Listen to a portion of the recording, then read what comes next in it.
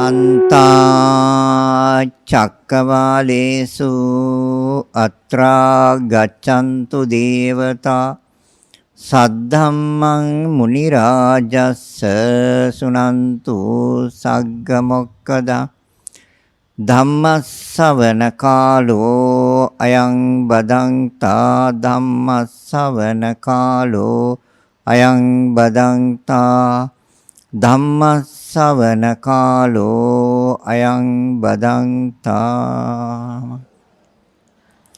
නමෝ තස්ස භගවතෝ අරහතෝ සම්මා සම්බුද්දස්ස නමෝ තස්ස භගවතෝ අරහතෝ සම්මා සම්බුද්දස්ස නමෝ තස්ස භගවතෝ අරහතෝ සම්මා සම්බුද්දස්ස සද්ධා බුද්ධ සම්පන්න කාරුණික පින්වත් සටහනක තවත් ධර්මානුශාසනාවකට සවන් දෙන්න සියලු දෙනාම සූදානම් වෙන්නේ. ඉතින් තථාගතයන් වහන්සේ දේශනා කළා තියෙන ධහම ඊ타ත්ම නිවැරදි ඊ타ත්ම සත්‍ය වූ ධමයක්. ඒ ධහම සිතින් නිවැරදිව අරමුණු කර නොගන්න තාක්කල් මේ සිත අරමුණ ගන්න වැරදියට. ඒ වැරදියට අරමුණු ගන්න සිත කෙලෙස් කියලා ධර්මතාවයක් ගොඩනගා ගන්නවා. නීවරණ කියලා ධර්මතාවයන් ගොඩනගා ගන්න. අකුසල් කියලා ධර්මතාවයන් ගොඩනගා ගන්න. ඒ අකුසල් කියන ධර්මතාවයන් ගොඩනගාගෙන සිත දුගතියට වැටෙනවා. සතර අපායට වැටෙනවා. අර කුසල් කියන ධර්මතාවයන් නීවරණ කියන ධර්මතාවයන් අරමුණු කරලා නැවත නැවත සසරට වැටෙනවා. කුසල් කියන ධර්මතාවයන් අරමුණු කරලා නැවත නැවත සුගතියට වැටෙනවා. කෙලෙස් කියන ධර්මතාවයන් අරමුණු කරලා ඔය සෑම තැනකටම වැටෙනවා. ତර කෙලෙස් අරමුණු කරනවා නම් සිත සසරෙන් මිදිලා නැහැ. කුසල් අරමුණු කරන සිත සුගතියට වැටෙනවා. ඒක තථාගතයන් වහන්සේ පැහැදිලිව දේශනා කළා තියෙනවා. හැබැයි කුසල් කරන සියලුම සිත් සුගතියට වැටෙන්නේ නැහැ. කුසල් කරන සමහරක් සිත් දුගතියටත් වැටෙනවා. අකුසල් සිත් අරමුණු කරන සිත දුගතියට වැටෙනවා. හැබැයි අකුසල් කරන සියලුම සිත් දුගතියට වැටෙන්නේ නැහැ. අකුසල් කරන සමහර සිත් සුගතියටත් වැටෙනවා. නීවරණ අරමුණු කරන සිත් නම් නිවන වහනවා. ඒ නිසා මේ ධර්මතාවයන් නිවැරදිව වෙන් කරලා බලා ගන්න ඕනේ. අකුසල් කියන්නේ මොනවද? නීවරණ කියන්නේ මොනවද? කෙලෙස් කියන්නේ මොනවද? කුසල් කියන්නේ මොනවද? ඒ කුසල් වල තියෙනවා ආකාර හතරක්. ඒ හතර තමයි කාමාවචර කුසල්, රූපාවචර කුසල්, අරූපාවචර කුසල්, ලෝකෝත්තර කුසල්. මේකෙන් එකම කුසලයක් මේ සංසාර දුකෙන් එතර කරවනවා. ඒ කියන්නේ නැවත මේ සසර දුක අරමුණු කරන්නේ සිත. දුක අරමුණු කරන්නේ සිත. එනිසා ඒ සංසාර දුක අරමුණු කරන සිත නැවතේ දුක අරමුණු කරන්නේ ලෝකෝත්තර කුසල් අරමුණු කරන සිතක්. ලෝකෝත්තර කුසල් අරමුණු නොකරන සෑම සිතක්ම නැවත නැවත සසරට වැටෙනවා. ඒ නිසා යම්කිසි කෙනෙක් යම් සිතක් තේරුම් ගන්නවා නම් මේ ප්‍රවෘත්තිය, මේ පැවැත්ම, මේ නාම රූප දෙකේ හටගැන්ම, නාම රූප දෙකේ ප්‍රවෘත්තිය, නාම රූප දෙකේ ක්‍රියාව නිවැරදිව දැනගන්න සිතක් ඇතනම් ඒ නාම රූප දෙකේ යථා ස්වභාවය අවබෝධ කරගෙන ඒ නාම රූප දෙකෙන් සිත අයින් කරගන්න. අයින් කරන්න දෙයක් නෑ, අයින් වෙනවා සිත. ඒ නිසා මේ නාම රූප දෙක ගැන තමයි නිවැරදිව දැනගන්න ඕනේ, දැක ගන්න ඕනේ. ඒ නිසා තථාගතයන් වහන්සේ එක් අවස්ථාවක ඊටාම පැහැදිලිව දේශනා කළා, මහණෙනි අවබෝධ කරගන්න තියෙන ධර්මතා දෙකයි. අවබෝධ කරන්න තියෙන ධර්මතා දෙකයි. මොකද්ද? නාමංච රූපංච. ඇයි එහෙම කිව්වේ? එහෙම කිව්වේ ලෝකේ තියෙන එච්චර හින්දා. එතකොට මේ ධර්මතා දෙක අවබෝධ කරනකොට මුළු ලෝකෙම අවබෝධ කළා ඉවරයි. ඒ නිසා ඒක විවිධ ආකාරයෙන් බුදුරජාන් වහන්සේ දේශනා කළා. කොටස් පහකින් දේශනා කළා. ඒ තමයි රූප, වේදනා, සංඥා, සංකාර, විඥාන. කොටස් 6කින් දේශනා කළා. ඒත් නාම රූපම තමයි.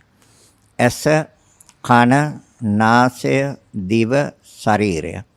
ඒ පහ රූප, සිත, නාම. 18කට බෙදලා පෙන්නවා. ඒත් 10 මාරක් රූප, 7 මාරක් නාම.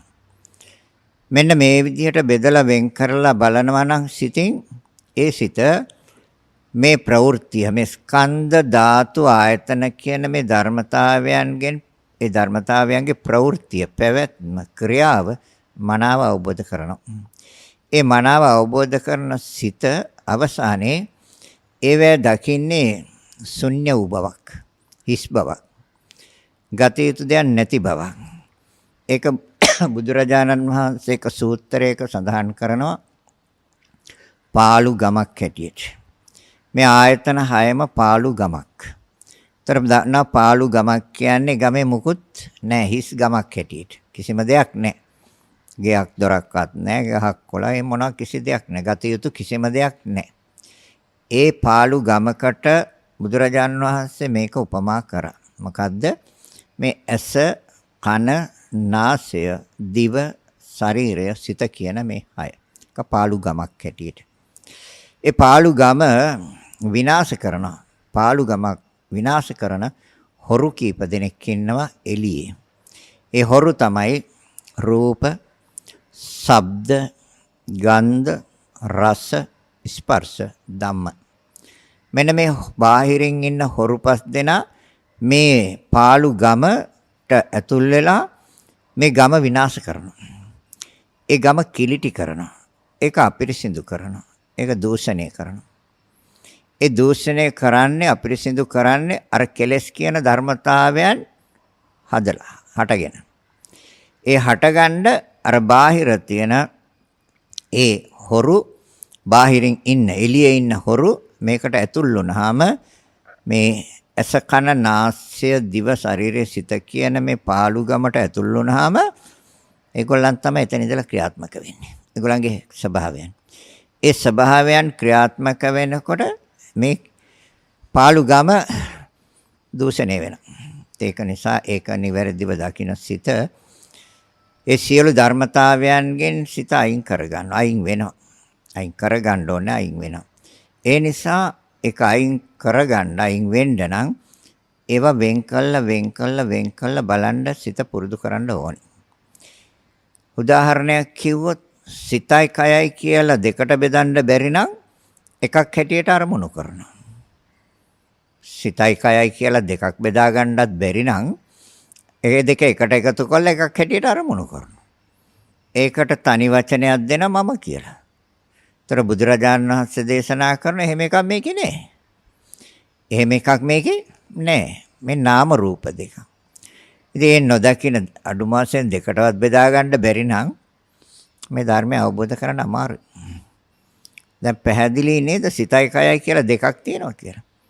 සිත කියන්නේ කය නෙමෙයි. කය කියන්නේ සිත නෙමෙයි. ඒ ධර්මතා දෙකක් වෙන වෙනම ක්‍රියාත්මක වෙන්නේ. ඒ වෙන වෙනම ක්‍රියාත්මක වෙන්න හැබැයි ඒ දෙන්න ඕනොන්ට ප්‍රත්‍යයයි. ඕනොන්ට ප්‍රත්‍යයයි. සිත කයට උපකාර කරනවා, කය සිතට උපකාර කරනවා. එක්කෙනෙක් අයින් වුණොත් එක්කෙනෙකුට පැවැත්මක් නැහැ. එයා ඉවරයි එතනින්. සිත අයින් වුණාම කයට පැවැත්මක් නැහැ. කය සුණු විසුණු වුණාම සිතට පැවැත්මක් නැහැ. එහෙනම් සිත තවත් කයකට සම්බන්ධ වෙන්න කරුණු හදනවා. ඒ කරුණු හදන්නේ ඔය ආයතන 6 මූලික කරගෙන. ඒ හදන කරුණු වලට කිව්වා කර්ම කියලා. කර්ම නේද ඒවා? ආයතන 6 මූලික කරගෙන හදන ඒවා. එතකොට ඒ සිත දැන් මේ පඨවි ආපෝ තේජෝ වායෝ කියන මේ ශරීරයේ සුණු විසුණු වුණාම සුණු විසුණු වෙන්නේ tie හතර දෙනා හරියාකාරව ඒ හතර දෙනාත් එක්ක සමාදානයක් නැහැ. ඒ තුල සිත මේකේ නැවත රැඳෙන්න බෑ. තවත් මේකේ ඉන්න අමාරුයි. එයා සිත ඊට පස්සේ තව අරමුණක් අරගෙන ඒකට අරමුණක් ඕනේ ඉන්න නැතු ඉන්න බෑනේ. ඉතින් අරමුණක් අරගෙන තවත් තැනකට වැටෙනවා. ඉතින් ඕක තමයි සංසාර ප්‍රවෘත්තිය පැවැත්ම. ඉතින් ඕකට මේ පෘථග්ජනසිත වෙලා තියෙන්නේ පෘථග්ජනසිත පුජ්‍යලේ කරමුණු කරන මට තමයි වෙන්නේ කියලා. නේ. ඔය ඊට පස්සේ කියන මටම තමයි වෙන්නේ කියලා. ඉතින් බලපහම මේකේ මමෙක් නෑ. එතකොට මේ මමෙක් නෑ කියන පුජ්‍යලේ නෑ කියලා පෙන්නලා දෙන එකම දර්ශනය බෞද්ධ දර්ශනයයි. වෙන කිසිම දර්ශනයක් පුජ්‍යලේ නෙමෙයි කියලා කියන්නෙත් නෑ පුජ්‍යලේ කියලා කියන්නෙත් නෑ. ඒතර පුජ්‍යලේ ඇත කියන්නෙත් නෑ පුජ්‍යලේ නැත කියන්නෙත් නෑ. සමහර අය නැත කියන සමහර අය ඇත කියන. බුදුරජාණන් වහන්සේ දෙකම ප්‍රතික්ෂේප කරනවා. පුජ්‍යලේ නෙමෙයි කියන එක. එහෙනම් ඒ පිළිබඳව නිවැරදිව දැනගන්න දැක ගන්න නම් මේක බෙදන්න රූප වේදනා සංඥා සංකාර විඥාන. ඒතර මේ පහ බෙදලා බලලා මේක දැක ගන්න ඕනේ මේ සංයෝජනත් එක්ක ක්‍රියාත්මක වෙන ආකාරය. ওই පහ ක්‍රියාත්මක වෙන්නේ සංයෝජනත් එක්ක. සංයෝජනත් එක්ක නේද ක්‍රියාත්මක වෙන්නේ ඔය පහ. මොනවාද සංයෝජන? සංයෝජන කියන්නේ සසරටම තියලා ගැට ගන්නවා. ලෙහන්න බෑ. සසරට තියලාම ගැට ගන්නවා. ඒකට කියනවා සංයෝජන කියලා. පළවෙනි එකේදී සක්කාය දිට්ඨියයි. ඒක පළවෙනි එකනේ.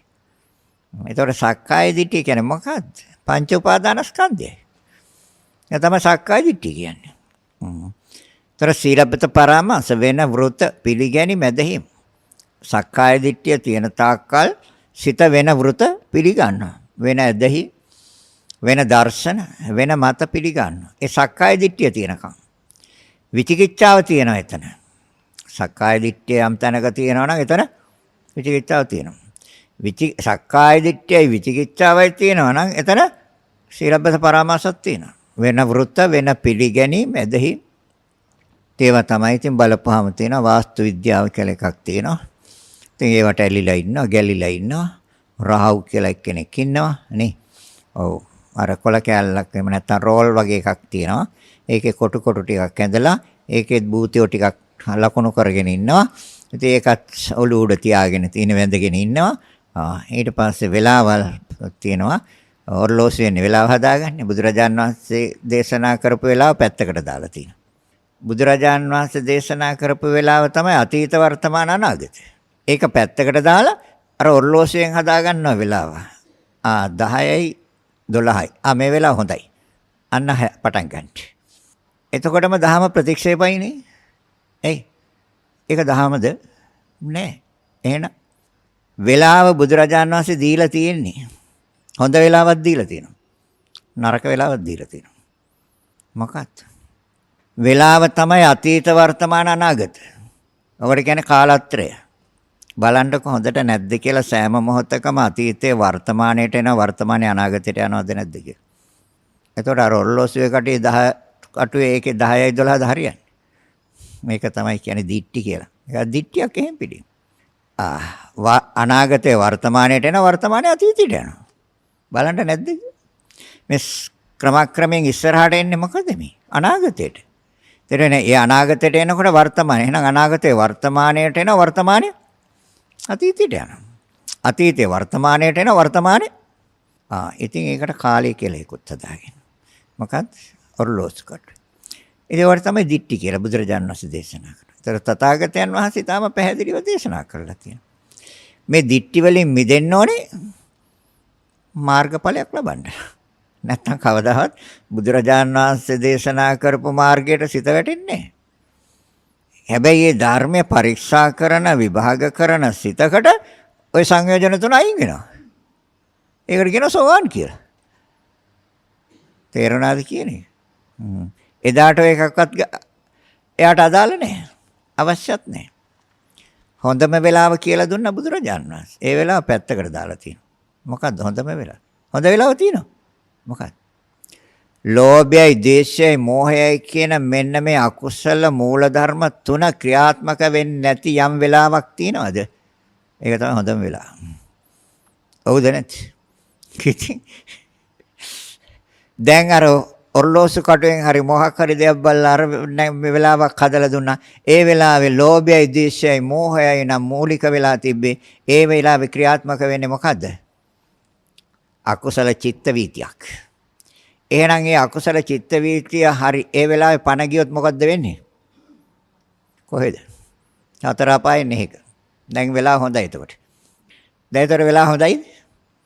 ඒක තමයි කියන්නේ. එහෙනම් මොකද්ද හොඳ වෙලා? අන්න මේ වෙලාව හොඳයිද? එයි. දැන් ලෝභ දේශ මොහ නැහැ නේද? ඉතින් දැන් මොනවද තියෙන්නේ? අලෝභ අද්වේෂ සමෝහ දැන් තියෙන්නේ. එහෙනම් අලෝභ අද්වේෂ සමෝහ කියන්නේ කුසල මූල ධර්මයන්. ඒතොර ඒ කුසල මූල ධර්මයන් එක්ක ක්‍රියාත්මක වෙනවා සිත රූපය පරීක්ෂා කරනවා.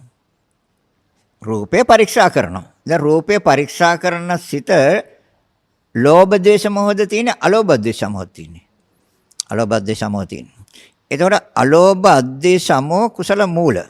එහෙනම් රූපේ විභාග කරනවා. මොකක්ද? කේස් කියන්නේ හතර මහ භූතයෝ. එහෙනම් ඒ වෙලාව හොඳ නැද්ද? ඒ වෙලාවට පණ ගියත් කවන්නේ නේ. එයි ධාතු මනසිකාරය. එතකොට ධාතු මනසිකාරයේ චුති ප්‍රතිසන්දි. එහෙනම් ඊගාව භවයට යන්නේ කොහොමද? එහෙනම් ඊගාව භවයට යන්නේ ඥාන සම්පයුත්ත. නුවණත් එක්ක කියන්නේ ප්‍රඥාවත් එක්ක කියන්නේ. නාම රූප දෙක වෙන් කර කර බලනවා, වෙන් කර කර බලනවා. ඉතින් ඔයාලට පණ ගියා ප්‍රශ්නයක් නැහැ. එයි අලෝභ අද්වේෂ සමෝහ නැද්ද? අලෝභ අද්වේෂ සමෝහ වෙලාවට ක්‍රියාත්මක වෙන්නේ. ඒ අලෝභ අද්වේෂ සමෝහ කාමාවචරත් නෙමෙයි, රූපාවචරත් නෙමෙයි, අරූපාවචරත් නෙමෙයි. ලෝකෝත්තර.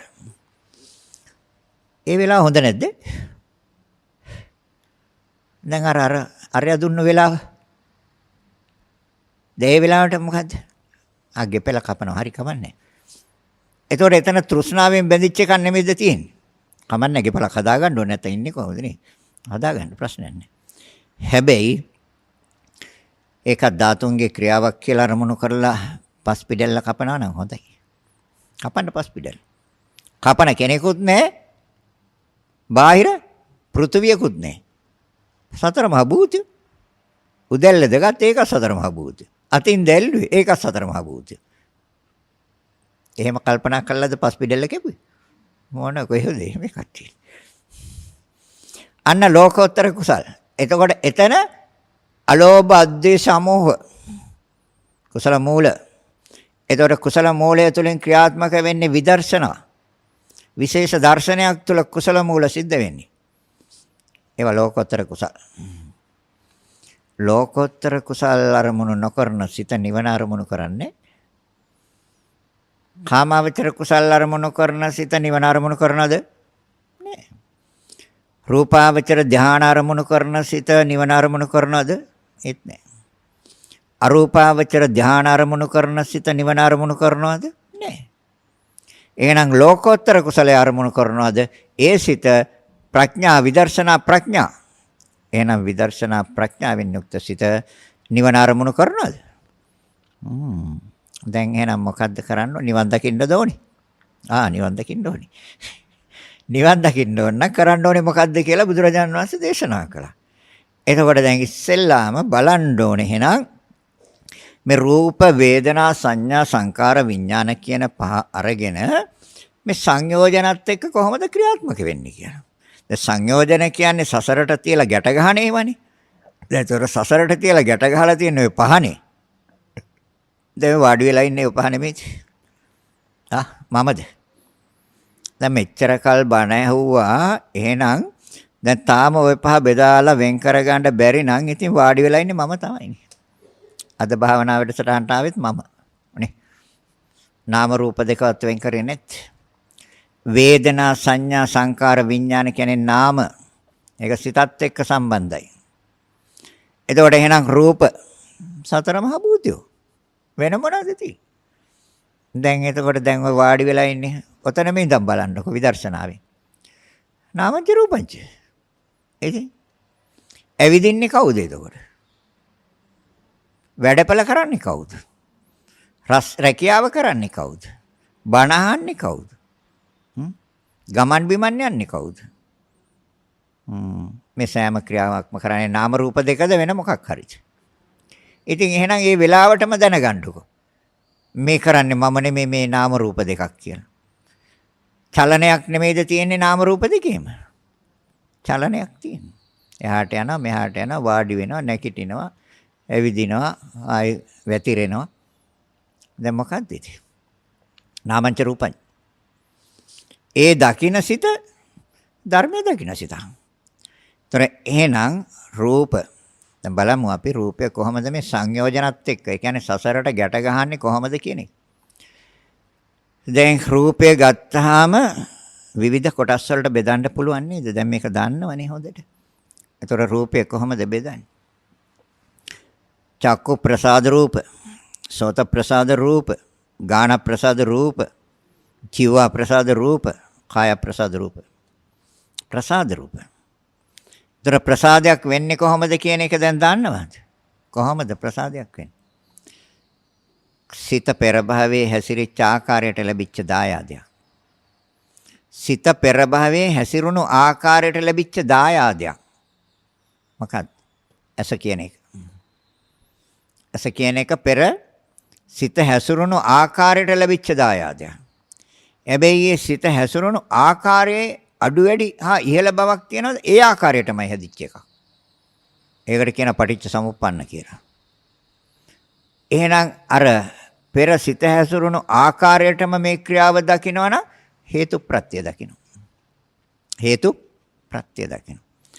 එතකොට ඒක බලන් ඉස්සෙල්ලා දකිනවා ඇසක අරමුණු කොලෙත් සිතයි මම නෙමෙයි. සතර මහා ධාතු අරමුණු කොලෙත් සිතයි. ධාතුන්ගේ ක්‍රියාව අරමුණු කොලෙත් සිතයි. හේතු ප්‍රත්‍ය අරමුණු කොලෙත් කවුද? සිතයි. එතකොට මමකෝ මෙන්න මමත්වයේ බින්දින හැටි. දැන් ඒක ප්‍රායෝගිකව ක්‍රියාත්මක නොකරන තාක්කල් මම ඒ නිසා තථාගතයන් වහන්සේ දේශනා කරන එහෙනම් ප්‍රසාද රූප පහ පරීක්ෂා කරලා බලන්න. තියෙනවද නැද්ද? කර්මයට අනුකූලව ක්‍රියාත්මක වෙන ක්‍රියාවක්. කර්මයට අනුකූලයි ඒ ක්‍රියාව. එතකොට එහෙනම් ඇස මම නෙමෙයි මගෙත් නෙමෙයි. මට අයිතිත් නෙමෙයි. ඒ දකින්න සිත සත්‍ය දකින්න. ඒ කරන පරීක්ෂණය කෘත්‍ය ඥාන ක්‍රියාව. ක්‍රියාවක්නේ කරන්නේ පරීක්ෂණය කරනවා කියන්නේ ක්‍රියාවක් කරන. ඒකට කියන කෘත්‍ය ඥාන කියලා. සත්‍යයි කියලා අවබෝධයිද? මොකද්ද සත්‍ය? ඇස නෙමෙයි හතර මහා ධාතු. ධාතුන්ගේ තියෙන ක්‍රියාවක්. එතකොට මේ පරීක්ෂා කරන සිත අන්න කෘත්‍ය ඥාන. සත්‍යයි කියලා සිතට වැටහුණාද? එන සත්‍ය ඥාන. එතනින් එහාට කරන්න දෙයක් නැහැ කෘත කරලා ඉවරයි. සත්‍යයි කියලා මනාව අවබෝධ කරගත්තට පස්සේ මොකද්ද කරන්නේ? කරලා ඉවරයි. ත්‍රිපරිවට්ටම් 2000 ආකාරන්නේ. තිබ්බ නේද? ධම්මචක්කේ තියෙනව නේද? ධම්මචක්කේට විතරක් නෙමෙයි මේ සියලුම ධම්මචක්කේ කියන්නේ නේද බුදුරජාණන් වහන්සේ දේශනා කරපු මේ 84000 ධර්මස්කන්ධයම තමයි ධම්මචක්ක කියන්නේ. ඒක කෙටි කළා තමයි හතරෙන් දේශනා කළේ ධම්මචක්කපවත්තන සූත්‍රේ. එහෙනම් ඒතර ධම්මචක්‍රය තුල නෙමෙයිද මේක සිද්ධ වෙන්නේ. දැන් එතකොට ඒක ඒ චක්‍රය කියන්නේ ඒතර රවුමක්නේ චක්‍රය කියන්නේ. ක්‍රියාවක් එහෙම. එහෙනම් එතකොට දැන් බෙදන්න ඉතින්. බෙදලා බලන්න ඕනේ නැතුව තේරෙන්නේ නැහැ. ඒ බෙදලා බලන එකට මොකද්ද කියන්නේ? භාවනා කරනවා. ඒ රූපස්කන්ධය අරගෙන බෙදලා වෙන් කළා බලනවට මොකද්ද කියන්නේ? භාවනා කරනවා කියන්නේ. හැබැයි ඒක සම්මුතියෙන් කරන්නත් පුළුවන් නේ. දැන් සම්මුතියෙන් කරනකොට මොකද්ද කරන්නේ? සම්මුතියෙන් කරනකොට කියනවා මම සුවපත් වේවා, නිදුක් වේවා, නිරෝගී වේවා කියලා. පරමාර්ථයෙන් සිද්ධ කරනකොට නාම රූප දෙක සුවපත් වේවා, සුවපත් වේවා, සුවපත් වේවා. පඨවි ධාතුව සුවපත් වේවා, සුවපත් වේවා, සුවපත් වේවා. ආපෝ ධාතුව සුවපත් වේවා, සුවපත් වේවා, සුවපත් වේවා. තේජෝ ධාතුව සුවපත් වේවා, සුවපත් වේවා, සුවපත් වේවා. වායෝ ධාතුව සුවපත් වේවා, සුවපත් වේවා. සුවපත් වේවා කියේ මනසින්. ඒක සිතයි. ඒක විඥානයයි. අර මොකද්ද කෙරුවේ? ගත්තේ මොකද්ද සිතට? සතර මහා භූත රූප. එහෙනම් නාමංච ඒක ඕන එකක් අරන් බලන්න බෙදන්න වෙන්නේ ওই දෙකට. ওই දෙකෙන් එකකට ওই දෙකෙන් බාහිර දෙයක් ගන්න බෑ. එහෙනම් සුවපත් ඒවා කියන්නේ සිතින්නේ. ඒතර සිත නාම. ඒතර සුවපත් ඒවා කිව්වේ මොනවටද? පඨවි ආපෝ තේජෝ වායෝ. ඒතර ඒ මොනවද? රූප. එහෙම නැත්තම් රූපස්කන්ධය සුවපත් වේවා සුවපත් වේවා සුවපත් වේවා. වේදනාස්කන්ධය සුවපත් වේවා සුවපත් වේවා සුවපත් වේවා. සංඥාස්කන්ධය සුවපත් වේවා සුවපත් වේවා සුවපත් වේවා. සංස්කාරස්කන්ධය සුවපත් වේවා සුවපත් වේවා සුවපත්. විඥානස්කන්ධය සුවපත් වේවා සුවපත් වේවා සුවපත්. දැන් කොහමම? ඒතර මෛත්‍රී භාවනා කළේ මමද? අරමුණ අරගෙන සිතක් හැදුනා. රූපස්කන්ධය අරමුණු කළා සිත අරමුණ. එහෙනම් රූපස්කන්ධය මොකද්ද? සුවපත් වේවා. සිතින් නෙමෙයිද හිතුවේ? වේදනාස්කන්ධය. මේක රූප නෙමෙයි. මේක නාමයක්. එහෙනම් වේදනාස්කන්ධය කියන්නේ නාමයක්. ඒක සුවපත් වේවා කියන සිත නාමයක්. නාම ධර්ම දෙකයි. හරිද? සංඥාස්කන්ධය සුවපත්. ඒක නාම ධර්මයක්. හඳුනගන්නේ සිතින්නේ. ඒක නාමස්කන්ධය. එතකොට සුවපත් වේවා කියේ සිතින්. දෙකම නාම. සංස්කාරස්කන්ධය සුවපත් වේවා. සංස්කාර කියේ චේතනා, කර්ම. එහෙනම් ඒක නාම ධර්මයක්. එහෙනම් අරමුණ නාම ධර්මයක්. ඒ සිත නාම ධර්මයක්. නාම ධර්ම දෙකයි. විඥානස්කන්ධය සුවපත් වේවා. විඥානය කියන්නේ නාමය. සුවපත් වේවා කියේ සිතින්. දෙකම නාම. දැන් එතකොට නාම රූප වලින් බැහැරව දෙයක් තියෙනවද? එහෙනම් මම කියන දිට්ඨිය ගලවන්න බැරිද? මම කියන්නේ දිට්ඨියක් කියන එක බුදුරජාණන් වහන්සේ දේශනා කළා. දිට්ඨියක් කියන්නේ මොකක්ද? වැරදි දර්ශනයක්. ඒ කියන්නේ සිත අරමුණ ගන්නේ වැරදියට. ඒකයි දිට්ඨි කියන වචනේ පාවිච්චි කරන්නේ. මාගදී භාෂාවෙන් දිට්ඨි කියන්නේ අරමුණ වැරදියට ගන්න සිත. ඒකනේ අර දිට්ඨිගත සම්පයුත්ත සිත කියලා එන්නේ. අභිධර්මයේ එනව නේද? දිට්ඨිගත සම්පයුත්ත කියලා සිතක්. දිට්ඨිගත විප්පයුත්ත කියලා සිතකුත් තියෙනවා. තියෙනවා නේද? ඒක සෝමනස්ස උපේක්ෂා වෙනවා. සතුටු වෙනවා. එහෙම නැත්නම් මධ්‍යස්ථයි සිත. එහෙනම් දැන් බෙදලා බලන්න මේ සක්කාය දිට්ඨිය නැති වෙන ආකාරයට. ඔය පහ එකට එකතු කරාමනේ ඔය සක්කාය දිට්ඨි වෙන්නේ. ඒතර සක්කාය මේ කය සවකීය. කය දිට්ඨි එන වැරදියට දකින්නේ. දැන් වැරදියට අරමුණු කරන්නේ සිත. එහෙනම් රූපය සතර මහා ධාතු. එහෙනම් ඇස මොකද්ද? සතර මහා ධාතු. කන මොකද්ද? සතර මහා ධාතු. නාසය මොකක්ද? සතර මහා ධාතු. දිව මොකක්ද? සතර මහා ධාතු. ශරීරය මොකක්ද? සතර මහා ධාතු. දැන් පහ සතර මහා ධාතුද නැද්ද? එතකොට දැන් ඇස කන නාසය දිව ශරීරය කියන පහ අරමුණු කලේ කොහෙන්ද? සිතින්. එහෙනම් නාම. එහෙනම් ඇස කියලා අරමුණු කලේ නැහැ ධාතු කියලා අරමුණු කරා සිත. ඒක නාම. ඔන්න සිතක්. කන කියලා අරමුණු කලේ නැහැ සතර මහා ධාතු කියලා අරමුණු කළා. අරමුණ සතර මහා ධාතු සිත නාම. ତර නාම රූප. එහෙනම් නාස්‍ය සතර මහා ධාතු. අරමුණු කරපු සිත නාම. ඉතින් මේ බෙදන්න ඕන. කෙස් කියන්නේ රූප. දැනගත්ත සිත නාමය. කෙස් කියන්නේ අරමුණක්. ඒ අරමුණ අරගෙන සිතක් හටගත්තා. ඒතර හටගත්ත සිත නාමයයි. කෙස් රූප. ඒ කියන්නේ සතර මහා ධාතු. දැන් එතකොට ওই විදිහට පරීක්ෂා කරනකොට විභාග කරනකොට ওই සම්මුති හේවත් ප්‍රඥප්තියෙන් අපි දාගෙන තියෙන ওই නම් ටික අයින් වෙනවද නැද්ද? කෙස් කියන එක අයින් වෙන්න ඕනේ. ලොම් කියන එක අයින් වෙන්න ඕනේ. නිය කියන එක අයින් වෙන්න ඕනේ. දත් කියන එක අයින් වෙන්න ඕනේ. සම් කියන එක අයින් වෙන්න ඕනේ. මස් නහර ඇට මේවා අයින් මේ සම්මුති නාම මේවා. සම්මුති එවත් ප්‍රඥප්ති කියන්නේ යම් දෙයක් හඳුනා ගන්න දීපු නමක්. තේරෙනවද කියන්නේ? දැන් බැලුවොත් අපි කියමු රූපවතී කියලා. කාටද ඒ කිව්වේ? දැන් එහෙම කෙනෙක් ඉන්නවද?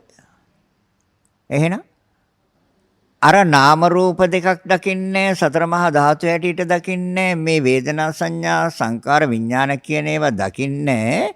එහෙනම් මේ පහ එකට එකතු කළා ඒ පහ හඳුන ගන්න නමක් දැම්මා. මොකද්ද? දැන් රූපෝතේ දින්නේ. කවුද ඉන්නේ?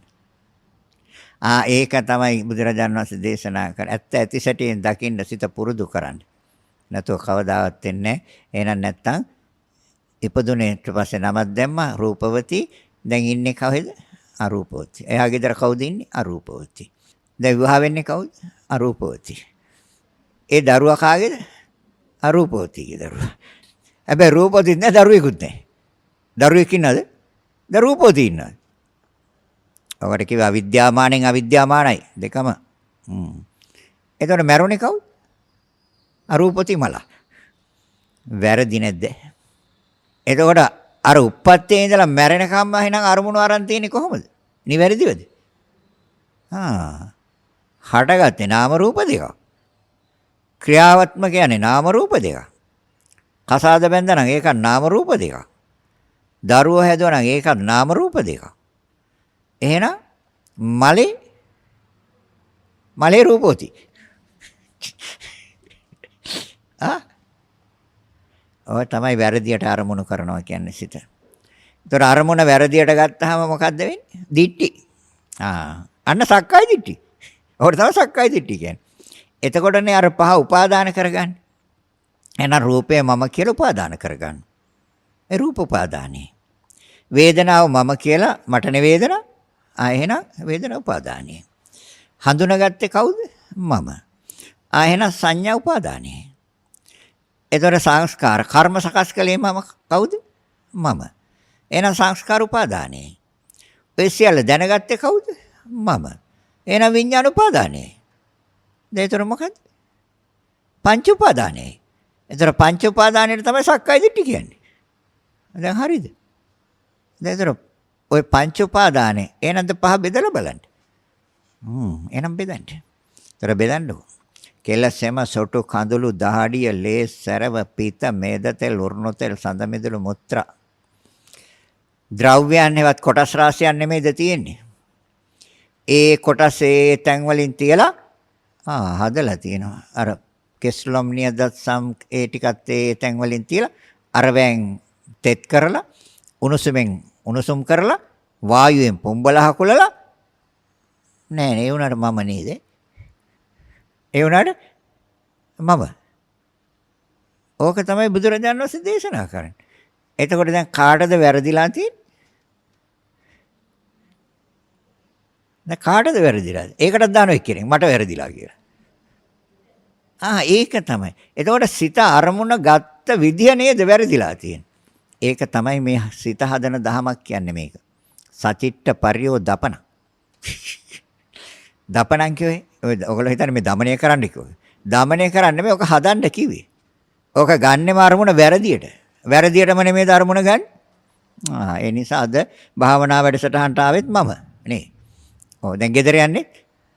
දැන් යන්නේ නැද්ද එහෙම? දැන්වත් තේරෙනවද මේ මොකද්ද මේකේ ඇතුලේ වෙන්නේ කියන කාරණේ? එහෙනම් එතකොට මේක වෙන් කරන්නකො. එහෙනම් වෙන් කරන්න. රූප සතර මහා ධාතු. හැබැයි ධාතු කියලා ඊට පස්සේ එතනින් නවතින්න එපා පොක. සතර මහා ධාතු නෑ කමන්නේ එහෙනම්. නෑ ඊටත් පස්සේ බලන්න තියෙන තව එකක් මොකක්ද? එයා ඉන්නවද නැද්ද කියලා. ඒ හතර දෙනා. අන්න බලනකොට තේනවා හතර දෙනාම නෑනේ. හතර දෙනාම නෑ. එයි හතර දෙනාම නෑ කියන්නේ එහෙනම් වෙන් වශයෙන් ඉඳලා ඕනෙන්න. අන්න එහෙනම් නෑ. තේරෙනවද? වෙන් වශයෙන් ඉඳලා යම් වෙලාවක එකතු වෙලා එනවා. එහෙමද තියෙන්නේ? නෑ. ඔය හතර දෙනා ඕන වෙලාවකින් එකතු වෙලා. ඔය හතර දෙනාට වෙන් වෙන්න බෑ. ඇයි ඒ හතර දෙනාට වෙන් වෙන්න බැරි එච්චර බලයක් නැහැ ඒගොල්ලන්ට. වෙන් වෙලා ඉන්න. තේරෙනවද? හතර දෙනා එකට එකතු වෙලා පෙන්වන ක්‍රියාවක්. ක්‍රියාවක් නෙමෙයිද පෙන්වන්නේ? එතකොට කියනවා කෙස් ටික ඉදිලා කියලා. දැන් කෙස් ඉදිලා? දර භූතයන්ගේ ක්‍රියාකාරීත්වයද තියෙන්නේ. දර භූතයන්ගේ ක්‍රියාකාරීත්වය අර ජීවිතේන්ද්‍ර රූපයෙන් පාලනය කරන්න බෑ. ඒකනේ. ඒකේ පාලනය ඉවරයි. ඒතොර එයාගේ පාලනය වුණාම අර භූතයන්ට ඕන විදිහට තමයි හැසිරෙන්නේ. ඒතොර පෙන්වන සුදු කළා. ඒ සුදු කළා පෙන්වපුවාම කියනවා අනේ එයා වයසට ගිහිල්ලා නේද? එයා වයසට ගිහිල්ලා. කවුද වයසට ගිහිල්ලාද? ඒකටත් දාන පුජ්‍යලෙක්. ඒ පුජ්‍යලේ වයසට ගිහිල්ලා. බලන්නකො එහෙනම් අරමුණ පටන් ගත්ත තැන ඉඳලම දිගටම ගෙනියන්නේ අරමුණේ නිවැරදිවද සිත? ද වැරදියටමද ගෙනියන්නේ? ඒක තමයි බුදුරජාණන් වහන්සේ දේශනා කරන්නේ න ะ. ඒකට තමයි දිට්ඨි කියලා කියන්නේ. ඒක තමයි සක්කාය දිට්ඨි. එතකොට එහෙනම් දකින්න ඕනේ කොහොමද? වෙන් කරන්න. ඒ වෙන් කළ බලනකොට එහෙනම් ධාතු දකිනවා ඊට පස්සේ ධාතුන්ගේ ක්‍රියාව දකිනවා. ඒ හතර දෙනා හොඳට හොයලා බලුවොත් තුන් හතර දෙනාත් එකෙක්වත් නැහැ. එයි හතර දෙනා එකට එකතු වෙලා ඉන්නේ. එහෙනම් එතනක් තියෙන හේතු ප්‍රත්‍යනේ. එයි මොකද්ද ඒ හේතු ප්‍රත්‍ය? ඒ හතර දෙනාට හේතු ප්‍රත්‍යයි. ඒ තමයි අඤ්ඤමඤ්ඤ කියන්නේ.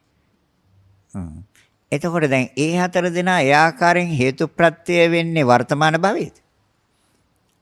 ඒකට මොකක්ද උපකාර කරන්නේ? ඒ හතර දෙනාට ඒ ආකාරයෙන් හේතු ප්‍රත්‍ය වෙන්න උපකාර කළේ පෙර භවයේ කරගත්ත කර්මයයි. ඒ සිත හැසිරුණු ආකාරයට නෙමෙයිද ඒ හතර දෙනා වුණොන්ට ප්‍රත්‍ය වෙන්නේ.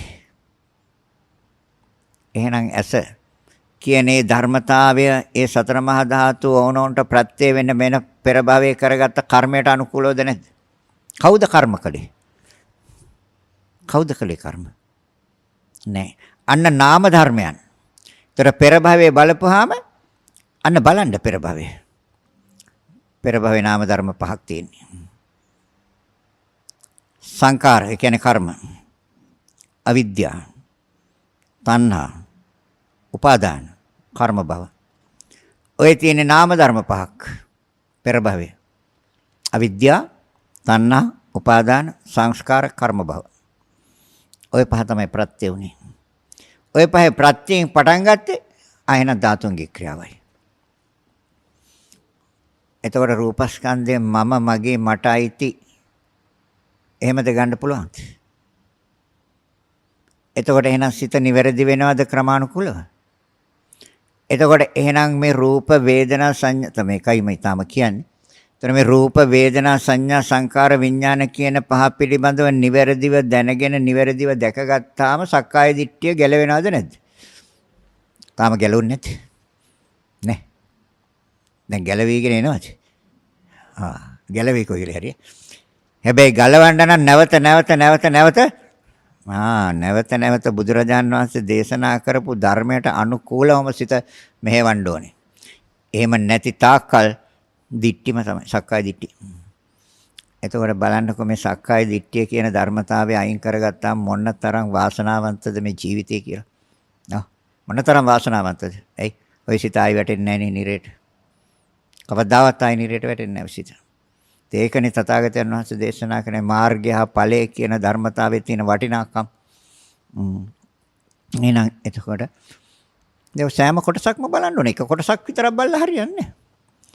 සක්කාය දිට්ඨිය නැති වෙන ආකාරයට එක කොටසක් විතරක් බලලා හරියන්නේ නැහැ. සෑම එකම බලන්න ඕනේ. ඒතර ඒක බලන්න පුළුවන් විවිධ ආකාරයෙන් නේ. ඔව්. ඒ කොහමද? දොරවල් 6ක් අරන් බලන්න පුළුවන්. ආයතන 6ක් අරන් බලන්න පුළුවන්. විඥාන 6ක් අරන් බලන්න පුළුවන්. බාහිර ආයතන 6ක් අරන් බලන්න පුළුවන්. විඥාන 6ක් අරන් බලන්න පුළුවන්. ස්පර්ශ 6ක් අරන් බලන්න පුළුවන්. වේදනා 6ක් අරන් බලන්න පුළුවන්. සංඥා 6ක් අරන් බලන්න පුළුවන්.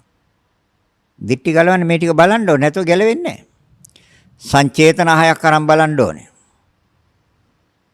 තෘෂ්ණා 6ක් අරන් බලන්න ඕනේ. විතර්ක 6ක් අරන් බලන්න ඕනේ. විචාර 6ක් අරන් බලන්න ඕනේ. මොනවද මේ කියලා? එතකොට මේ එකකවත් මමෙක් දකින්න බෑ. පුච්චරේ දකින්න බෑ. සත්‍යය දකින්න බෑ. කෙනෙක් දකින්න බෑ. අන්න ගැලවෙන දිට්ඨිය. ඒ ගැලවෙන්නේ සක්කාය දිට්ඨියයි. ස්කන්ධ පහක් අරන් බලන්න වෙන් කළා. මමෙක් නෑ. පුච්චරේක් නෑ. සත්‍යයක් නෑ. ජීවෙක් නෑ. ආයතන 12ට බැලුවා. ඉන්ද්‍රිය 22ට බැලුවා. කුණුප කොටස් 32ට බැලුවා. ධාතු 18ට බැලුවා. බලන්නකො. බලන්න බලන්න පේන්නේ එහෙනම් තථාගත දහමට අනුව නිවැරදිව බලන කෙනාට පේන්නේ නිවැරදි දර්ශනයක් නෙමෙයිද? ඒ නිවැරදි දර්ශනය එහෙනම් සක්කාය දිට්ඨිය අයින් කරනවද? සක්කාය දිට්ඨිය අයින් කරනවා. නිවැරදි දර්ශනය. ඒ නිවැරදි දර්ශනයට මොකද්ද කිව්වේ වචනය? සම්මා දිට්ඨි. නිවැරදි දර්ශනයට. දර්ශනය කියන්නේ දකින්න. නිවැරදි. එහෙනම් නිවැරදිව දකින්නවා නම් සිත ආර්ය අෂ්ටාංගික මාර්ගයට නෙමෙයිද වැටෙන්නේ? සම්මා දිට්ඨි. එහෙනම් මේක බලන්න ඉතින් වෙන් කළා. ඉස්සෙල්ලාම වෙන් කරගන්න රූපස්කන්ධය. රූපස්කන්ධය වෙන් කරගන්න ඉස්සෙල්ලා. නාම ධර්මයන් ටිකක් අමාරුයිනේ අල්ලන්න. ඒ නිසා රූපස්කන්ධය වෙන් කරන්න. එතකොට දකින්න ඒකේ පුජ්‍යලයක් නැහැ, සත්වයක් නැහැ, කෙනෙක් නැහැ, ජීවෙක් නැහැ. අතීත වර්තමාන අනාගත කියන කාලත්‍රය තුල සිදුවෙන සතර මහා ධාතුන්ගේ ක්‍රියාවක්. දැන් ඒ විදිහට පේන්නේ නැද්ද? එතකොට එහෙනම් ඒකට ඒ හේතු ප්‍රත්‍යයෙන් හටගත්ත සතර මහා ධාතු රූපය. එහෙනම් හේතු ප්‍රත්‍යයෙන් හටගත්ත සතර මහා ධාතුන්ගේ ක්‍රියාව. රූපය අනිත් ඒවා නෙමෙයි. රූපය. එහෙනම් හේතු ප්‍රත්‍යයෙන් හටගත්ත සතර මහා ධාතුන්ගේ ක්‍රියාවක් කියලා අරමුණු කරපුවාම වාස්තු විද්‍යාවක් ඕනේ. රාහුව ඕනේ. නැකතක් ඕනේ. මේ කාලත්‍රය තුලනේ සිද්ධ වෙන්නේ. එහෙනම් මොකටද නැකත? එහෙනම් මොකටද රාහුව? එහෙනම් මොකටද වාස්තු විද්‍යාව? ඕනේ. ඒ තමයි දිට්ටි ගැලවෙනවා කියන්නේ. සියලුම දිට්ටි අයින් වෙනවා කියන්නේ ඒකයි.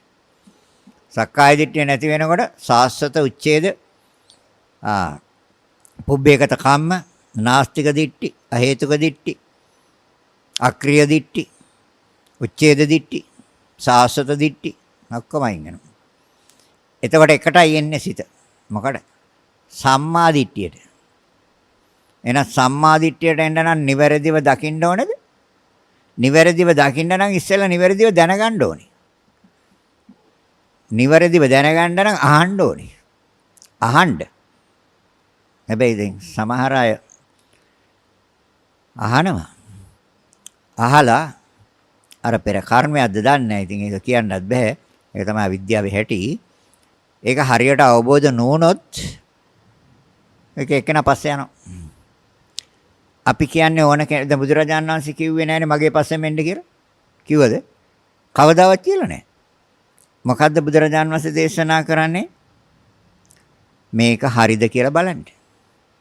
මං කිව්වට පිළිගන්න එපා. මගේ ශ්‍රාවකයන් කිව්වට පිළිගන්නත් එපා.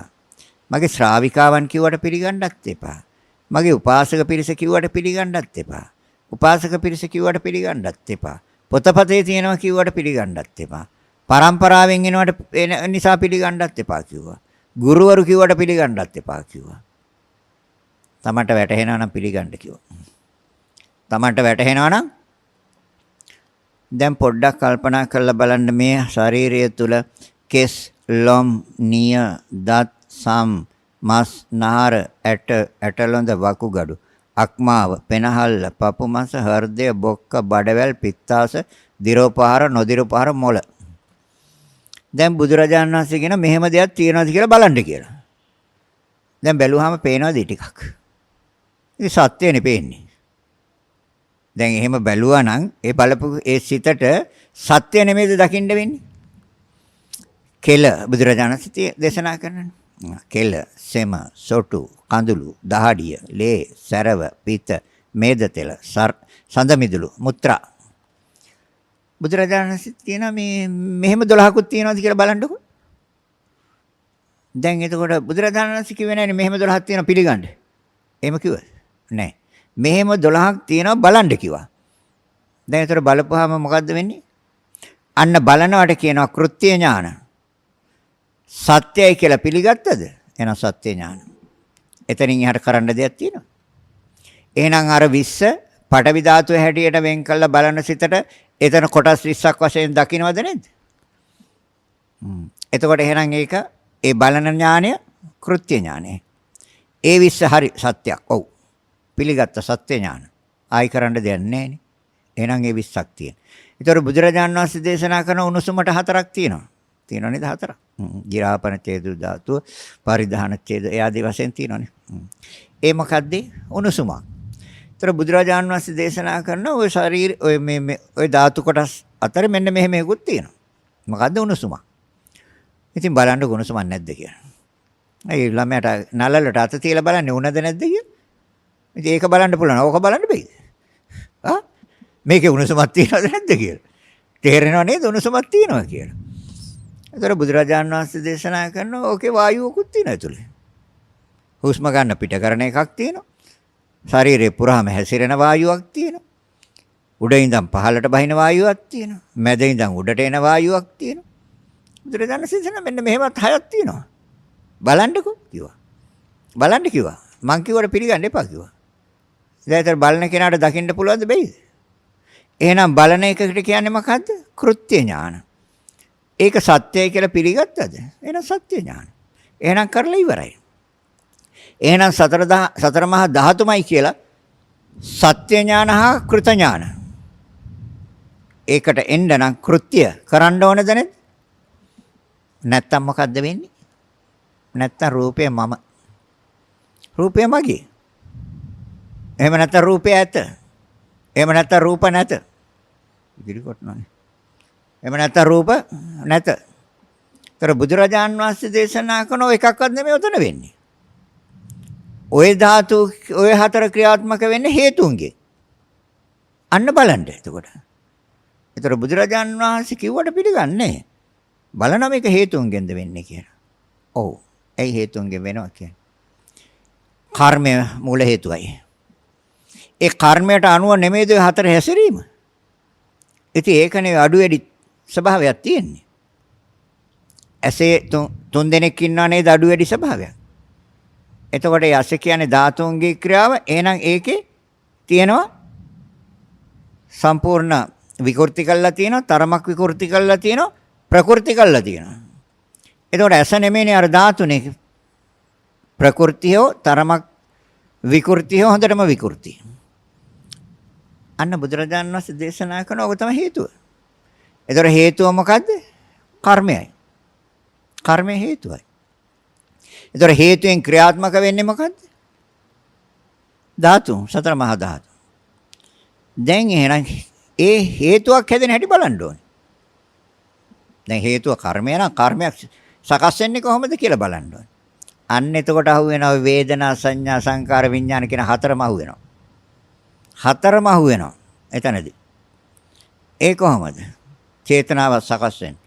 චේතනාව සකස් වෙන්නේ පහම ඕනේ. පහම ඕනේ චේතනාව සකස් වෙන්නේ. ඒ කොහොමද? ඇසත් එක්ක සම්බන්ධ වෙන්නේ රූපයක්. ශබ්ද නෙමෙයි. රූපයක්නේ සම්බන්ධ වෙන්නේ. එහෙනම් එතකොට හටගන්නේ චක්කු විඥානයක්. අන්න පටන් ගත්තා. අන්න අර පහෙන් දැන් ආව එක්කෙනෙක්. දැන් ඉස්සෙල්ලා බැලුවේ දැන් රූපේනේ. දැන් එතකොට දැන් ආවද එක්කෙනෙක්? අලුතෙන්? කවුද? රූප පිළිබඳව දැනගැනීමේ සිතක්. එයා කොහෙද හිටියේ මෙච්චර වෙලා? කොහොවත් හිටියේ නෑ. ඒ රූපය අරමුණු කළා එවලේ ආවියා. එවලේ නෙමෙයි ආවේ. අන්න තථාගතයන් වහන්සේ දේශනා කරනවා ඒක දකින්න නිබ්බත්ති ලක්ෂණය හැටියට. මාගදී භාෂාවෙන් නිබ්බත්ති කියනවා. අලුතෙන්ම හටගත්තා. ඒ හැබැයි තථාගතයන් වහන්සේ එතනම දේශනා කරනවා අලුතෙන් හටගත්තට එයාට ඉන්න කාලය තියෙන්නේ මෙච්චරයි. චිතක්ෂණයයි. චිතක්ෂණයයිද නැද්ද සිතට තියෙන්නේ? හටගත්ත ශනේම ඉවරද? ඔව්. එහෙනම් බලන්න S2 ඇරලා ඉස්සරහා තියෙන රූපේ පිළිබඳ ශනේන් S2 වහන්න. කොහේ සිත? මෙහෙම බැලුවා මෙහෙම එකපාර මෙහෙම කරනකොට වහන්න. වහලා බලන්න ආයේ සිත තියනවද කියලා. කොහේ සිත? එහෙනම් විපරිණාමයිද? අන්න බුදුරජාණන් වහන්සේ දේශනා කරන එහෙනම් දකින්න මේ ලක්ෂණ දෙකක්. මොකද්ද? නිබ්බත්ති ලක්ෂණය හා විපරිණාම ලක්ෂණය. හටගත් හේතුන්ගෙන්. පැහැදිලිද කියන එක තේරෙනවද? හොඳයි එහෙනම් අදට අවසන් කරනවා. එහෙමනම් රැස් කරගත්තා නම් අප්‍රමාණ පුණ්‍ය ශක්තිය දෙවියන්ට පින් දෙමු. ආකාශට්ටා ච බුම්මට්ටා පුඤ්ඤන්තං අනුමෝදිත්වා චිරන් රක්ඛන්තු ලෝක සාසනං ආකාශට්ටා ච බුම්මට්ටා දීවානාගා මහිත්‍තික පුඤ්ඤන්තං අනුමෝදිත්වා චිරන් රක්ඛන්තු දේශනං ආකාසට්ටා ච බුම්මට්ටා දේවා නාග මහිත්‍තිකා පුඤ්ඤන්තං අනුමෝදිත්වා චිරන් රැක්කන්තු මං පරන්ති. රැස් කරගත් අනන්ත ප්‍රමාණ පුණ්‍ය ශක්තිය ඔබ අප සෑම දිනාටම ධර්ම අවබෝධයේ පිණසම හේතු වාසනා වේවා කියලා හිතාගෙන සාදු කියන්නේ. සෑම දිනාටම ආශිර්වාද කරනවා. අභිවාදන සීලිස්ස නිච්ඡං වතාපචායිනෝ චත්තාරෝ ධම්මා වඩ්ඩಂತಿ ආයුවන්නෝ සුඛං බලං ආයුරාෝග්‍ය සම්පatti සග්ග සම්පatti මේවච අතෝ නිබ්බාන සම්පatti ඉමිනාතේ සමිච්ඡතු.